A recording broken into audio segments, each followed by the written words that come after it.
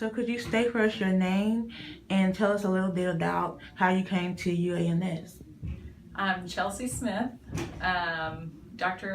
medical doctor, and I'm originally from Arkansas, and I just finished my training at Oklahoma University in Oklahoma City, but it's nice to be back home in Little Rock to finally start my practice.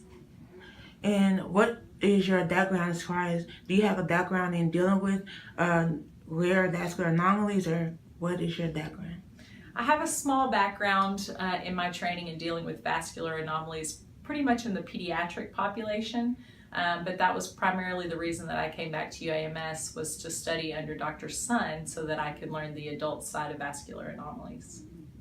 And how did Dr. Sun find you, or how did you find Dr. Sun? How did this happen? We've actually known each other for some time. I went to medical school here, and we've known each other since I was in medical school, so about 7 years or so.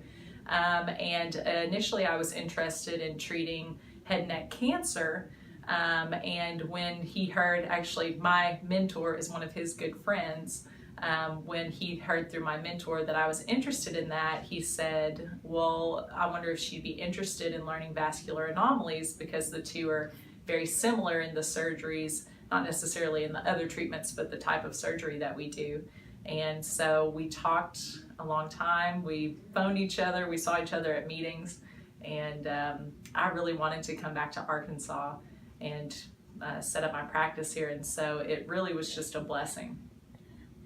How do you feel about the challenges involved in treating vascular anomaly patients? They are very challenging cases. Really, I think I have a desire to learn it because I want to be able to help give people their life back and confidence back through the treatments that we can provide for them. And just in seeing Dr. Sun and the great rapport that he has with his patients, which especially the rapport with you, Jasmine, there's just such a wonderful relationship there to help these vascular anomaly patients sort of get through and get better. And do you have any, are you far enough along to have goals? I know Dr. Sun at one point was trying to find a cure for AVM before he retired. Are there any goals that you have so far, or what do you see in the future? I think that is the goal, to find a cure for AVMs, venous malformations, even hemangiomas that we see in the pediatric patients.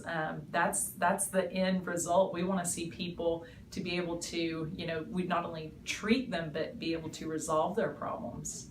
How far away did it seem to you to go?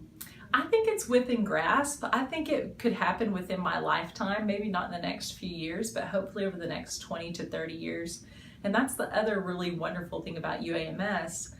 We're undergoing a lot of research on these particular anomalies, malformations, and we're seeing progress, and it's very exciting.